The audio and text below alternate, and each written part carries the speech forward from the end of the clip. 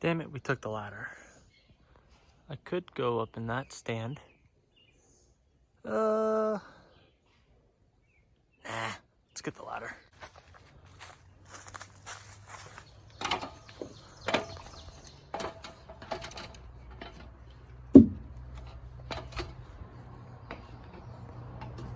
What's going on, guys, and welcome back to the channel. So, as promised, and I posted this on Instagram yesterday, so I went on my first long-ish motorcycle ride last Friday. So, how did it go?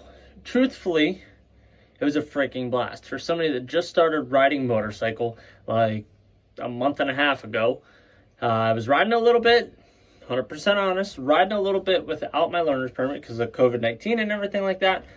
So I've had my permit for probably about a month. So I've had previous experience, and I know some people say it's not comparable, but I've ridden other things like dirt bikes, I've ridden four-wheelers, quads, snowmobiles, different things like that. But there is so much more to riding a motorcycle than what I initially thought. One of the biggest things that I've come to realize is you need to practice. Bottom line, you need to practice. My dad's been giving me advice. My older brother's been giving me advice on how I can improve riding motorcycle. Ultimately, you can take their advice and you can roll with it and you can learn from it. And obviously, you're going to find out how you ride as an individual. Everybody's a little bit different. But we had kind of a scary incident on my end on the way up that thankfully I didn't geek out. And I want to kind of get into, like, when you're in an emergency situation, staying kind of mellow, I guess you would call that. Like, not geeking out, not panic braking, not doing anything stupid. Just taking a second to just pull the clutch in and think. So, I don't know how familiar you guys are with Pennsylvania. So, the ride that we took was about 20 minutes away from Hershey, Pennsylvania. If you guys know Hershey's chocolate, different things like that. That is where I live, about 20 minutes away. So, we went from near Hershey to almost near Rochester, New York. So, we're like 45 minutes south of Rochester in the Finger Lakes area. So, that's where my parents have their cabin and different things like that. So, it was a decent ride, right? Now, keep in mind, I really haven't rode much more than, hey, go on a short half an hour, 45-minute ride. And, I mean, let's face it, everybody says the Sportster is not the most comfortable ride when you're riding a motorcycle long distance. And I don't know, I feel like it's too early for me to judge, just because I'm not used to being on a motorcycle for any extended length of time. So I went from making these little half an hour runs, yada, yada, yada, to a 4-hour drive with just a couple stops for fuel because my tank is a smaller tank. It's like a 4.5 gallon tank. I was sore. I won't lie to you guys. I was pretty sore when we got up here. Every time that we stopped, I was able to stretch my legs. I felt okay. I feel like I felt a little bit more in my hips more than anything riding. Now, the majority of it was highway riding. So this is where I'm saying we had the scary incident. I don't know if you guys remember, right, in my previous videos of my Sportster, whenever I would pull the choke out, it wouldn't stay out, right? So I messed with it a little bit, and I might throw in a clip here from like a previous video where like I started up the bike, and then like you can hear I started it with choke and then would like immediately vibrate itself in.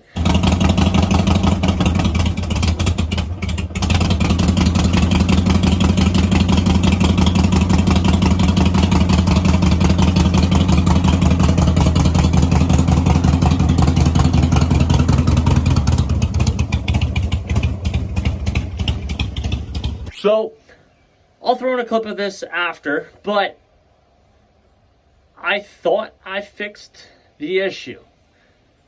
I did not. So, it didn't keep sliding in and out when I was like tinkering with it at my house, yada, yada, yada.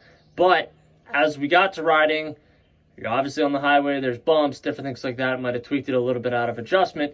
But those of you guys that are familiar with Knoebels or Elysburg. So Knoebels is an amusement park. Personally, I prefer going there than Hershey Park. I'd rather drive the extra hour and 15 minutes, extra hour and a half to get to Knoebels because you don't have to wait in line for shit. But that's completely beside the point. So when you're dropping down into Elysburg, you're coming off the top of a mountain and then it swoops hard left. So before we got to the top of the mountain, in order to climb the mountain, we needed to make a sharp left turn to go up the mountain. When we started to make that first initial turn, my bike started like bogging. I'm like, what the hell? Something's off, blah, blah, blah, blah, blah. So I looked down, I saw my choke slid out a little bit. And I didn't really think anything much of it. I was just like, okay, well, I'll just monitor it, keep pushing it back in, whatever the case may be. So we got through that instance, got to the top of the hill. Now once you're at the top of the hill, in order to get down the hill, you got to freaking go down the hill. So as we're coming down the hill, there's a really, really steep hill that swoops really hard to the left. So this was scary as all hell, because keep in mind, like you're supposed to, we're riding staggered. So it's my brother here, me here, my dad. So I was along the white line, not towards the center. I was on the white line towards the edge of the road coming down. Well, obviously you're leaning, and as I was leaning, my bike started to bog again, and it really, really started to shoot towards the side of the road. Now keep in mind, you're already riding on that half of the lane, and I'll be honest with you guys, it was a little scary, because the way that the road was is you had the white line here, and then probably like 6 inches off to the side, it sloped down and just dropped into straight gravel, and then a guardrail that looks down the mountain. I'm like, yep, this is great. So I don't want to say I'm good at riding motorcycles at all, because I have a lot to learn yet. I really do. I have a lot to learn. But the one thing I can say in confidence is that I didn't necessarily panic in that situation. And that's where sometimes you do kind of get yourself, and you see a lot of accidents because people have a tendency to panic brake. They geek out and they're like, oh shit, what do I do? Let's just lock my brakes up, which makes it 20 times worse. My dad said from the back, as he was coming around the turn, he thought he was going to lose his son. He thought I was going to wipe out coming down the hill. And that's, I'll be honest with you, that's scary as hell, because it really is. I have 2 little kids. You know, I was really, really like nervous coming out of that. So luckily enough, one of our stops, our first stop was actually in Elysburg. So our first stop was at the bottom of the freaking hill. So when we got down there, I looked at everything and I talked to my brother, talked to my dad. I'm like, listen, I don't know what the hell is going on. I know the choke is coming out. It's basically throwing too much fuel into the bike, and it's making it choke itself out, and it's making the bike bog terribly. So long story short, the rest of the way up, whenever we made left-hand turns, I would just kind of make sure whether I was bumping it with my knee or I was holding it with my hand, just to make sure it stayed in place. That way we weren't dealing with any type of other crazy, shitty situations. But I also do think that not only the bike getting too much fuel, I think, and I've noticed this, my brother's noticed this, whenever I make my left-hand turns, it seems like I'm a little nervous to go to the left. Now, I'm not sure if it's because of that, or I just naturally don't lean that far as what I should. Like, I can take right-hand turns pretty good, but left-hand turns I struggle with.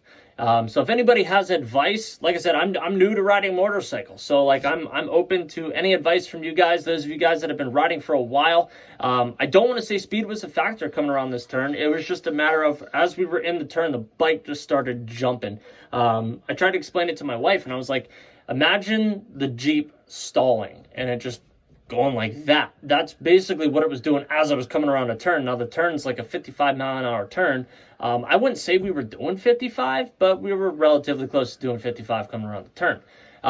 Definitely scary, definitely something to learn from. I'm glad I'm here. Obviously, I survived, and I'm sure it's not going to be the last time I have some type of like crazy situation where, I almost lose my bike, whatever the case may be. And I'm sure I'll lay a bike down at some point in my life, but it's good to be able to talk about this stuff. So on the same token, if you guys have any like scary close call incidents on a motorcycle that you guys have had, drop your stories down in the comments down below. And I'm more than interested to hear, because I think like with me having YouTube as a platform and you guys watching and different stuff like that, we can kind of create a community and kind of teach each other. And hey, this is what happened. This is what I would have done differently. Or hey, I just barely made it out of this. What would have you guys done? So if you do have any suggestions or anything like that for new beginner riders, by all means, let me know. A lot of people kind of seem like, because I bought a Sportster 1200. Now, the main purpose of me buying the Sportster 1200 was for me to get comfortable, and then my wife eventually ride that. Now, we'll get into that probably in the next couple days. I was slowly teaching my wife how to ride, because once we got up here, my brother and I actually took the horn off the side of the bike, pulled the choke stuff out, tightened everything up. The bike is 100% okay right now, which is great because we're actually going to be heading home tomorrow. So fingers crossed I don't deal with any other issues, but I will say pucker factor was a really, really big thing coming around that turn. I was like, oh shit, I'm not lying to you guys. I went down to the sheets and I used the bathroom when I went down there because I thought I shit my pants. I really did. Anyway, guys, share your freaking motorcycle experience stories. Give me any advice that you guys got, and I will catch you guys in the freaking next one. Make sure you subscribe, click that notification bell, join us on our journey to 10,000 subscribers. I will see you guys tomorrow.